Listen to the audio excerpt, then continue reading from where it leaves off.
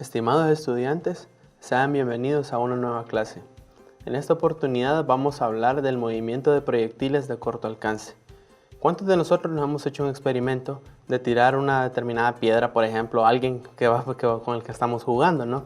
Entonces notamos nosotros que el movimiento que sigue la partícula es una curva. Esa curva únicamente está bajo la influencia del campo gravitatorio y eso ya lo observamos nosotros que produce una aceleración hacia abajo. Entonces, si nosotros trazamos un sistema de coordenadas, podemos caracterizar el instante inicial en el que nosotros lanzamos dicha piedra, por ejemplo, con una velocidad inicial a un determinado ángulo inicial con respecto al horizontal.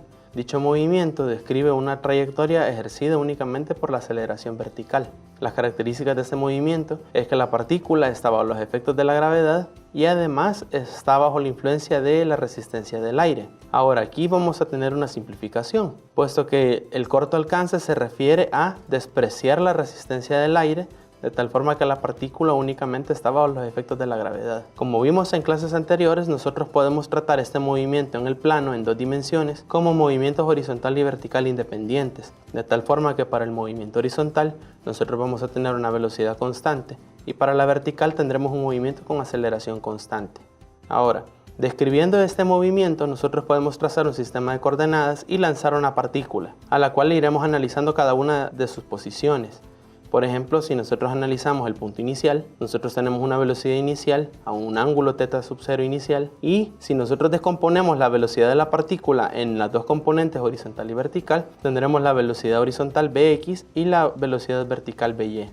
A partir de esto, nosotros podemos notar en un instante posterior t1 que la velocidad, como siempre es tangente a la trayectoria descrita por la partícula, al nuevamente descomponer vamos a observar que la velocidad en x se mantiene constante y la velocidad en y va decreciendo. Al hacer este trazo en los ejes coordenados, nosotros vamos a notar que la partícula se describe con dos movimientos en el mismo instante t1, la velocidad vertical By y la velocidad horizontal Bx, la cual permanece constante. Tiene una aceleración de 0, mientras que la aceleración vertical tiene un valor de menos g, puesto que está dirigido verticalmente hacia abajo, contrario a nuestro marco de referencia.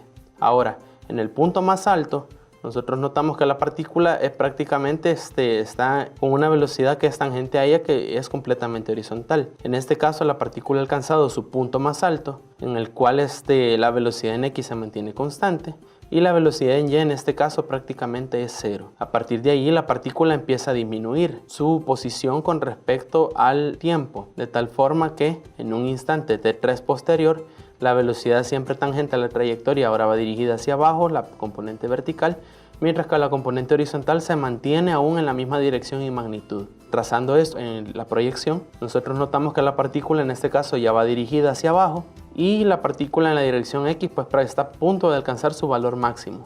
En resumen, nosotros notamos que para el instante t1, por ejemplo, la velocidad en X se mantiene constante, mientras que la velocidad en Y va a favor de la dirección positiva.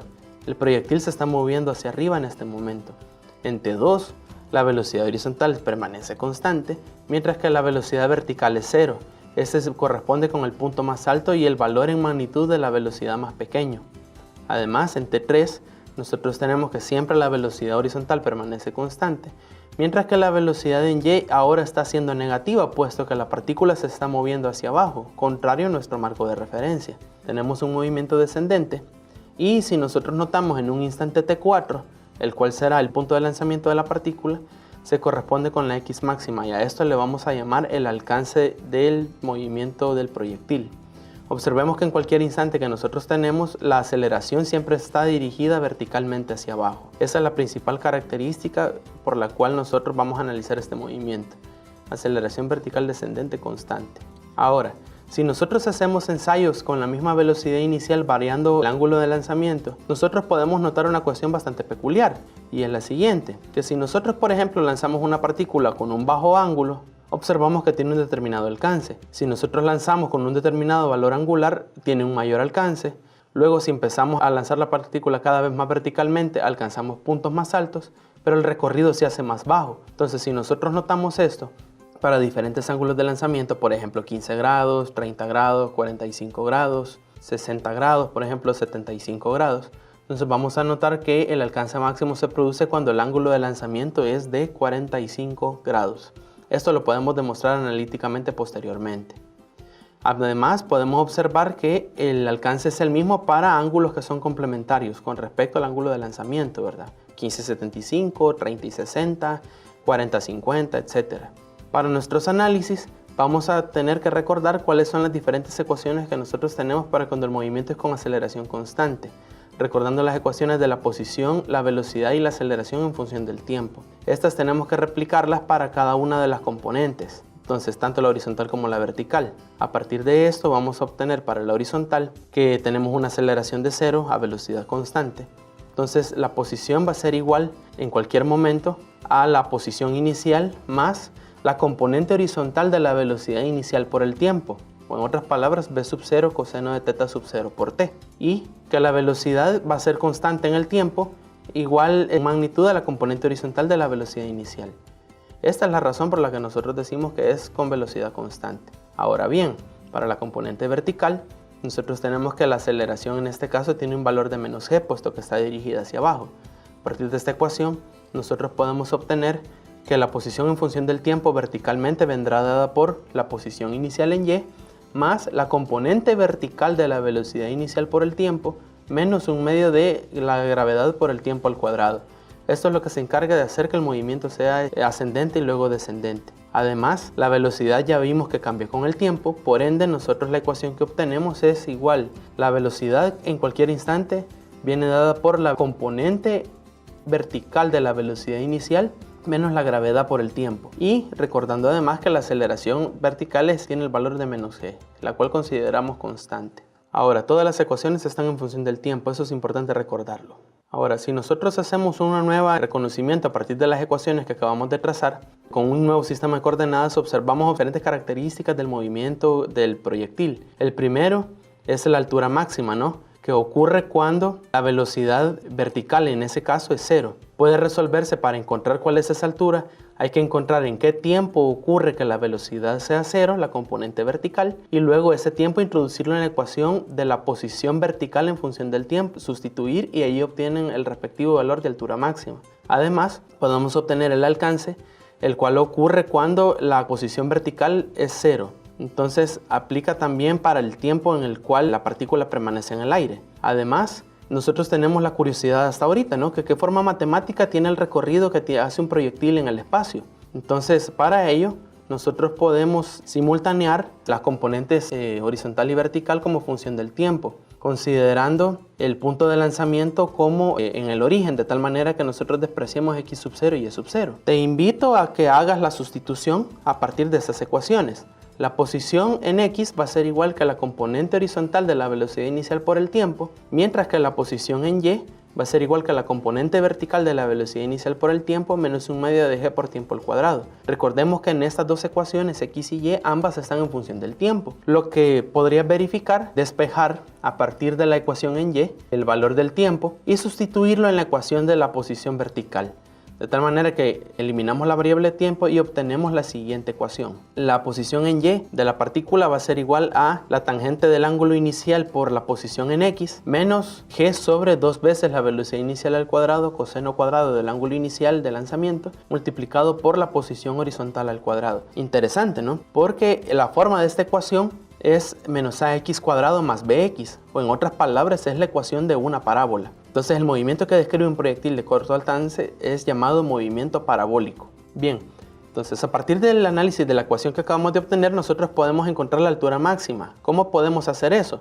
Recordando que la gráfica de esto es un movimiento parabólico y que la posición de la altura máxima ocurre cuando la pendiente es 0 o cuando la velocidad vertical es 0. Entonces nosotros podemos derivar la ecuación anterior con respecto a x y encontrar en qué posición ocurre la altura máxima, de tal forma que al sustituir esa x encontrada en la derivación en la ecuación anterior, nosotros obtenemos que la altura máxima viene dada por v sub 0 cuadrado seno cuadrado del ángulo inicial partido sobre 2g. Además, nosotros podemos obtener también cuál es el alcance máximo, de tal forma que, siendo y igual 0 en la ecuación anterior, obtenemos dos valores de x para los cuales ocurre. El primero es cuando x vale 0, naturalmente cuando ustedes lanzan la partícula, y la segunda x viene dada por v sub 0 cuadrado seno de 2 veces el ángulo inicial partido por g. A partir de esa ecuación uno observa que el alcance está en función del ángulo de lanzamiento. Entonces, si ustedes derivan esa ecuación con respecto a teta, encuentran el respectivo teta máximo, van a obtener el ángulo de 45 grados que acabamos de analizar en nuestro movimiento. Además, te invito a que deduzcas cuál es el tiempo que la partícula permanece en el aire.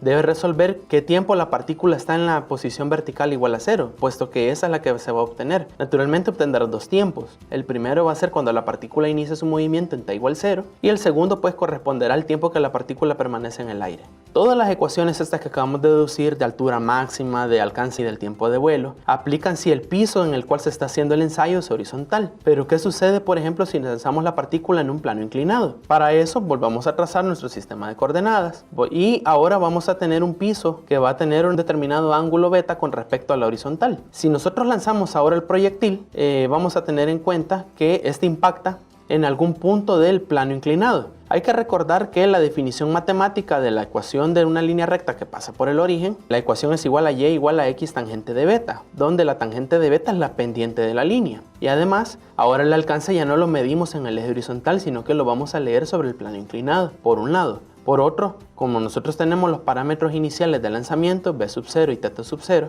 tenemos también la ecuación de la forma de la trayectoria descrita por el proyectil, el cual es la ecuación parabólica.